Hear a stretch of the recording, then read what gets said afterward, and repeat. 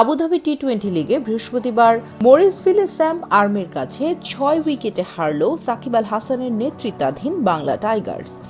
শেখ জায়েদ স্টেডিয়ামে অনুষ্ঠিত এই ম্যাচে বাংলা টাইগার্স প্রথমে ব্যাটিং করতে নেমে 106 রানে থেমে যায়। তবে তাদের খেলার এক অনুজ্জ্বল মুহূর্ত ছিল শ্রীলঙ্কান ব্যাটার দাসুন সানাকার 27 বলের 62 রানের অসাধারণ ইনিংস। ওপেনার হযরতুল্লাহ জাজাই অপরাজিত 35 রান করেন। রান তাড়া করতে নেমে স্যাম্প আর্মি 107 রান অর্জন করে মাত্র 3 বল বাকি থাকতে।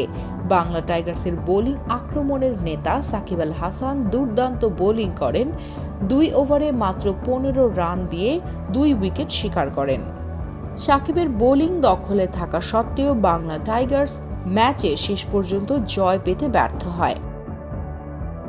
স্যাম্প আর্মির হয়ে ফাফ ডু প্লেসি 29 রান এবং অধিনায়ক রোহান মুস্তাফা 7 রান করেন, কিন্তু ম্যাচ সেরা অধিনায়ক আফ্রিকার জ্যাক টেলর 13 বলের মধ্যে 27 রান করে দলের জয় নিশ্চিত করেন।